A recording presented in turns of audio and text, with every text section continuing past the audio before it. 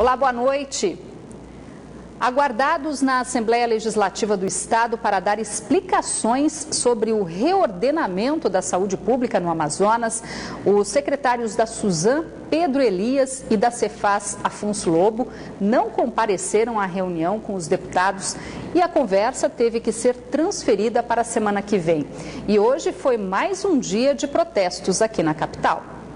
Se as mudanças no setor da saúde pública propostas pelo governo do estado vão surtir o efeito desejado, isso só o tempo vai dizer. O que se sabe, por enquanto, é que a decisão contraria o que a população esperava. E desde então, vários protestos tomaram as ruas da cidade.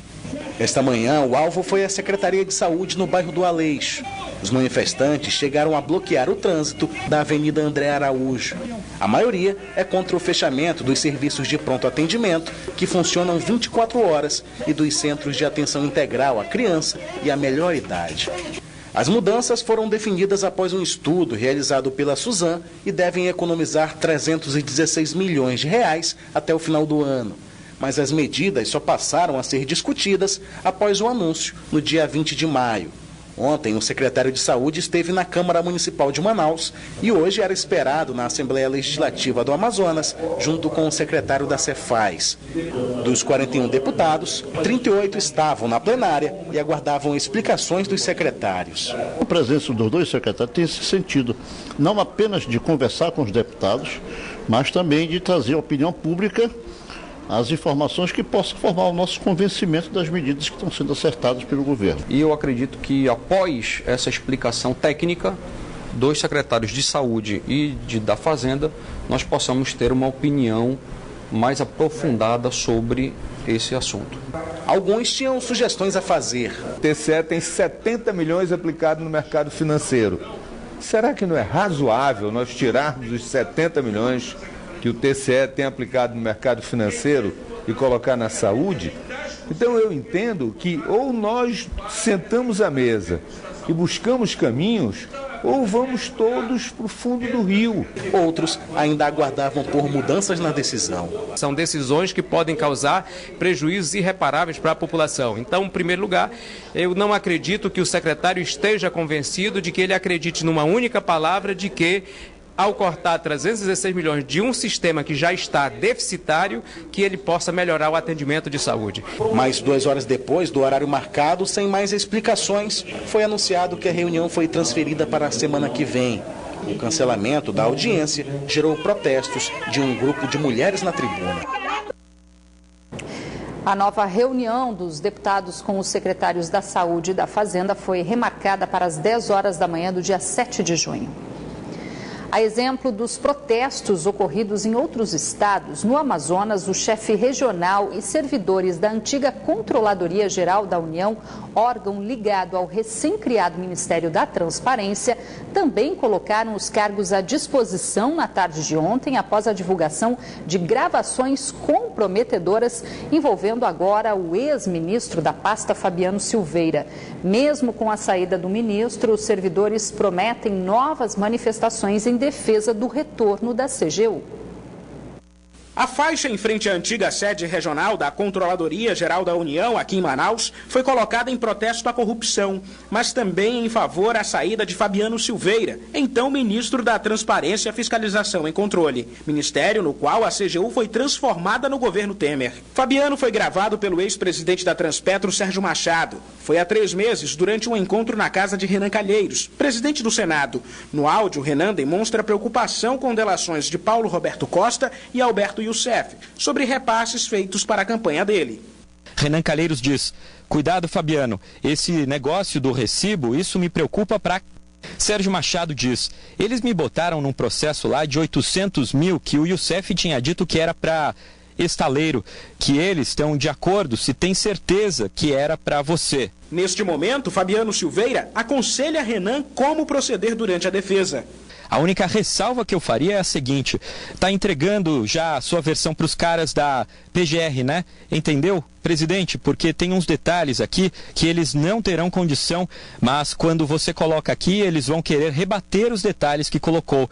As gravações foram suficientes para colocar em xeque a credibilidade do ministro responsável por uma pasta que fiscaliza o poder público. Pelo Brasil afora e também na capital federal, servidores do Ministério da Transparência pediam pela saída de Fabiano Silveira e tomaram uma atitude que pressionou o governo. Todos os detentores de cargo de direção, chefia, assessoramento já assinaram um documento entregando esses cargos, dizendo que não trabalham mais sob a subordinação do senhor Fabiano, então ele não tem condições nenhuma de permanecer à frente da controladoria. No Amazonas não foi diferente. O chefe regional da antiga CGU também colocou o cargo à disposição, assim como outros 20 servidores que atuam aqui no estado. Eu queria aqui deixar bem claro, já que alguns articulistas da mídia nacional estão rotulando esse movimento como um movimento petista. Eu não pertenço ao PT, nem ao PSDB, nem ao DEM, nem ao PSOL e a partido nenhum. Eu pertenço à CGU. Os servidores deixaram seus cargos à disposição, mas hoje pela manhã, o ministro interino da pasta, Carlos Gigino Alencar, decidiu que eles permanecem em suas funções, já que um dos principais protestos dos servidores era contra a permanência do então ministro Fabiano Silveira no cargo. Mas Fabiano deixou o cargo à disposição do presidente Michel Temer ontem à noite. Marcelo Borges também acredita que durante 14 anos a Controladoria Geral da União conquistou, além de respeito, credibilidade e que a transformação do órgão em ministério foi um erro.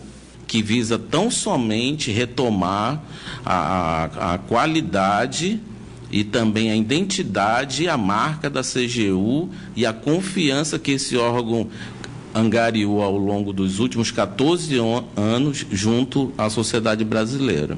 Amanhã, novos protestos dos servidores do Ministério da Transparência devem ser realizados em Brasília. É reforçado de mais de 150 servidores que estão se deslocando dos estados para Brasília, para que lutemos cada vez mais para o retorno da denominação CGU, que é nossa identidade, que é nossa marca. Após a decisão do Diretório Nacional do PDT pela não expulsão de Issa Abraão da legenda, divulgada no fim da tarde de ontem, o deputado federal pelo Amazonas confirmou que segue como pré-candidato à Prefeitura de Manaus, mesmo cumprindo suspensão de 40 dias da presidência regional do partido. A decisão da permanência do deputado Issa Abraão no PDT saiu no final da tarde de ontem. Na visão do Diretório Nacional do Partido Democrático Trabalhista, Issa Abraão não ultrapassou o limite tolerável da filosofia da legenda. Por isso, não foi expulso do PDT.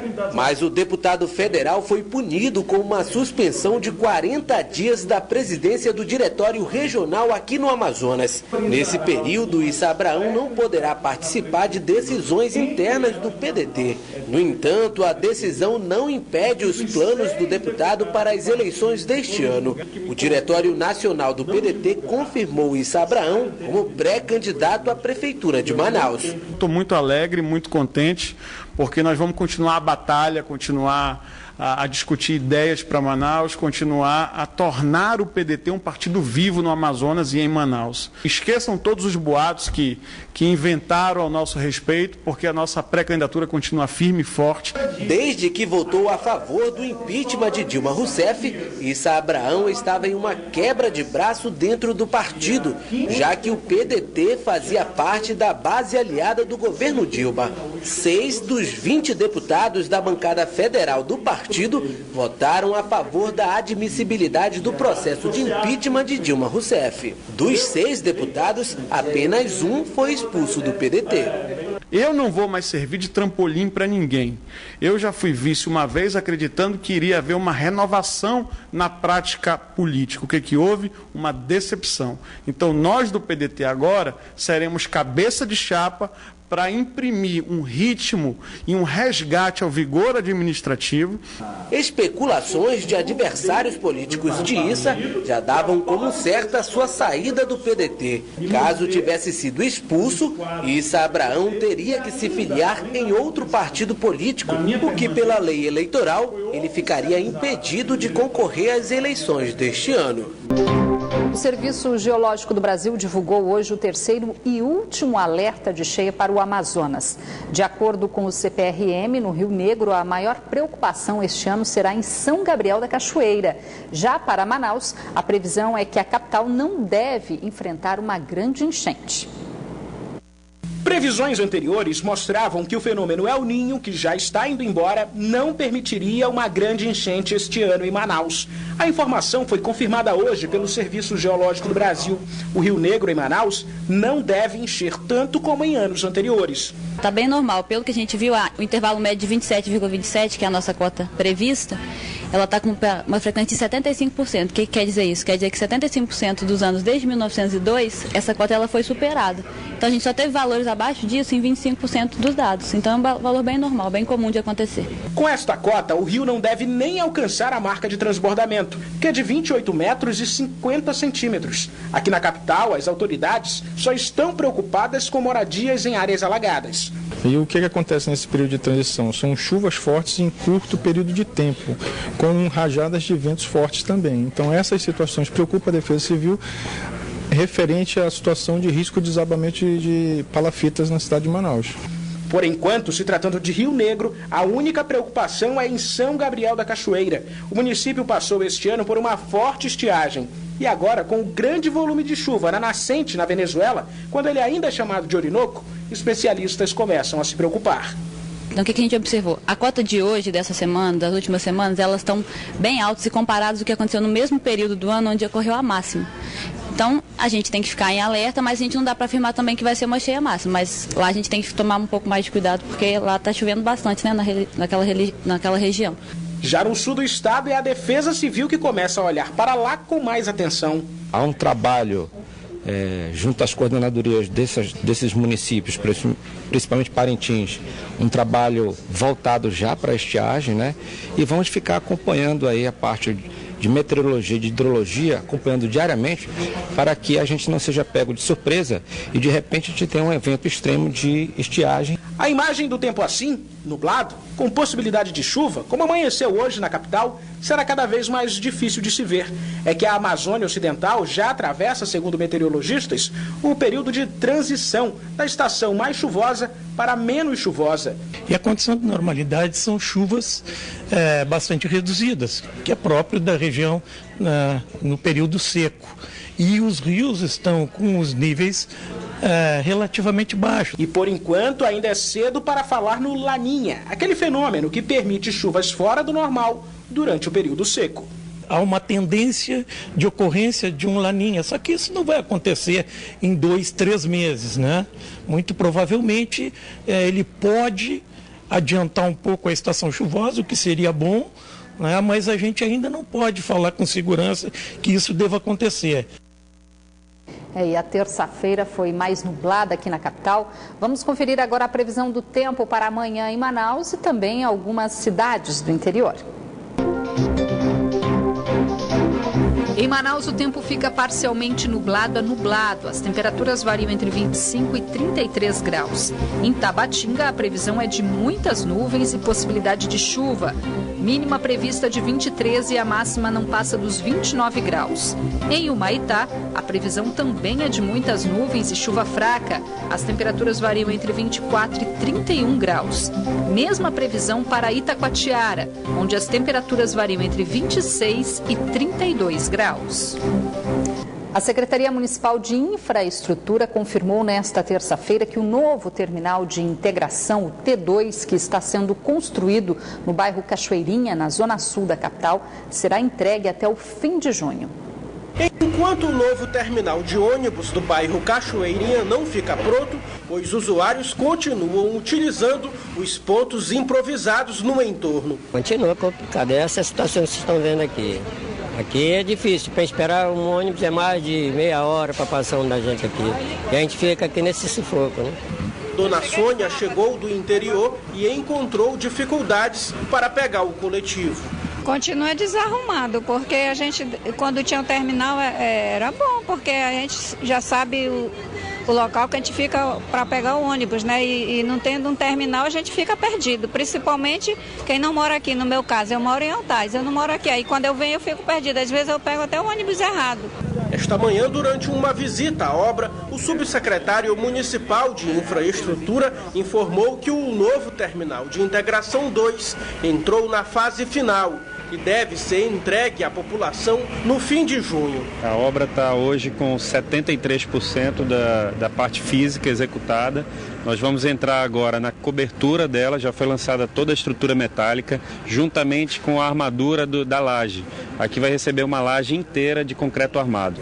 Ainda de acordo com ele, o prazo de entrega da obra foi prolongado devido a adequações no projeto e também atrasos nas negociações para a retirada de postes de energia elétrica.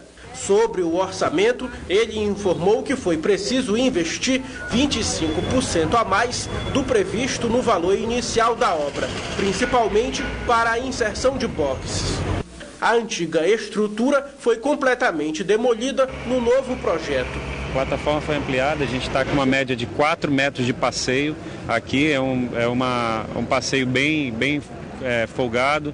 Além disso, nós colocamos mais bancos. A Superintendência Municipal de Transportes Urbanos chegou a pensar em mudar o T2 de lugar, mas os estudos técnicos apontaram que esta localização na zona sul da capital era a mais estratégica para a passagem das linhas de ônibus.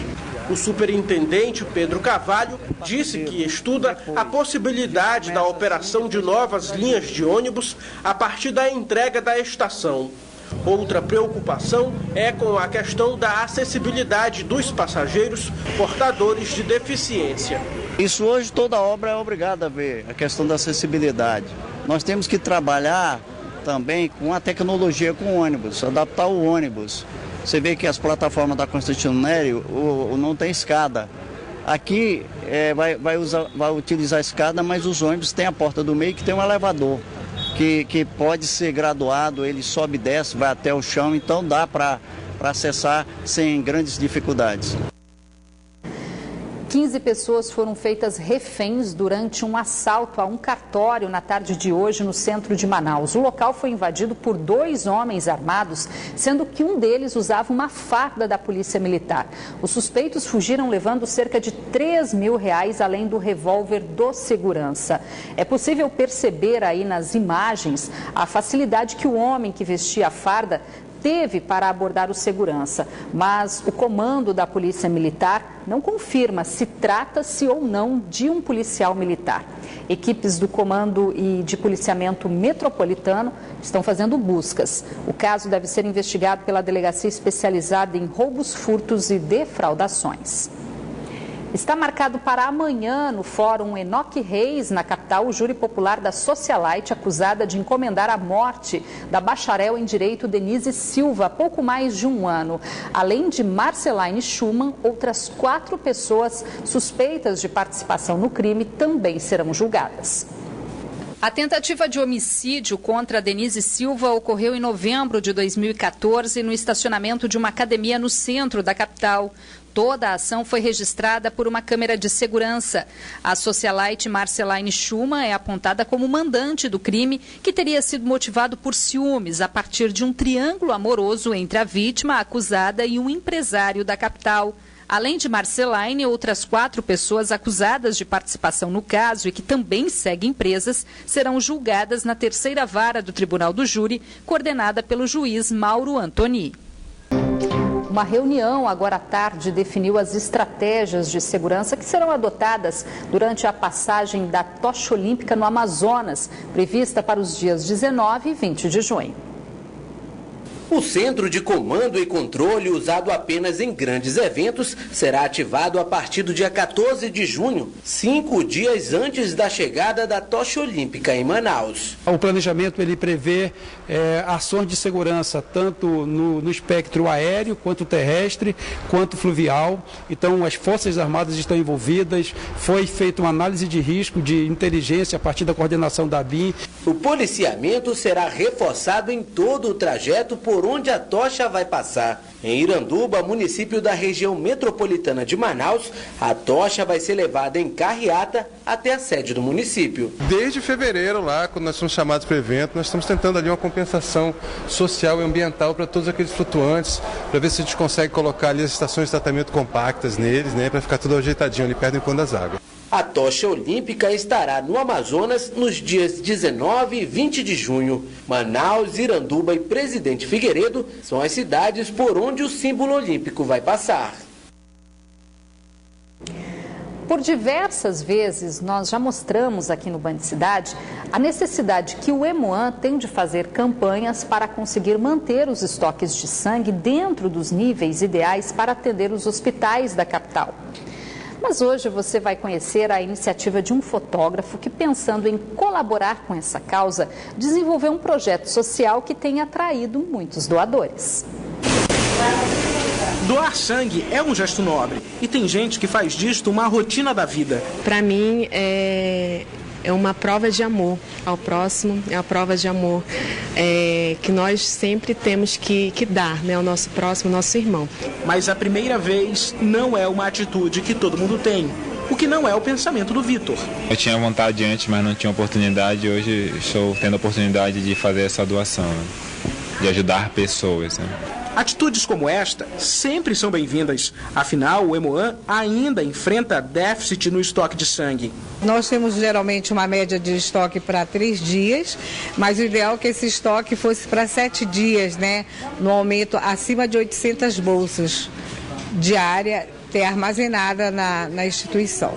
Foi pensando em contribuir para melhorar o estoque que o fotógrafo Cleilton Viana criou o projeto Sonho Vidas. É o serviço dele em troca de sangue.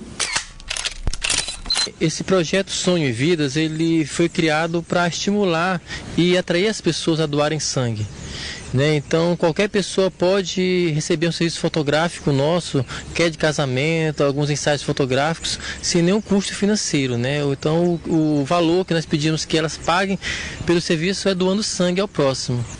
Diante das lentes do fotógrafo, um casal apaixonado que está prestes a comemorar o primeiro ano do casamento. E eles têm um desejo em comum, fazerem um book.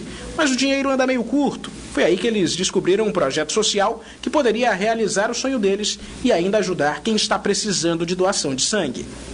Mandei um e-mail pela sorte, porque imaginei muita coisa assim que ia concorrer muita gente. Eu disse, não, eu vou tentar a sorte, né? Mas existe uma regrinha para quem quer ganhar uma sessão de fotos.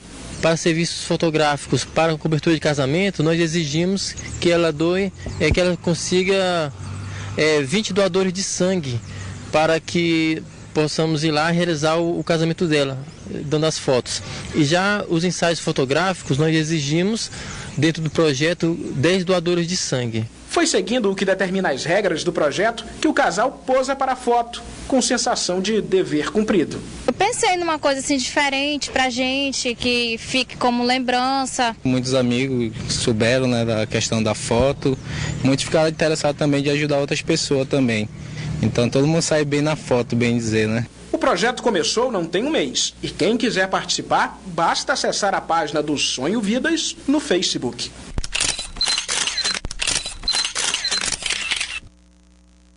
Muito bacana, né? O Band Cidade de hoje fica por aqui, mas você pode acompanhar outras notícias e a nossa programação pelas redes sociais na internet, Facebook e Twitter da Band Amazonas. Fique agora com as notícias do Jornal da Band. A gente volta a se encontrar amanhã. Até lá!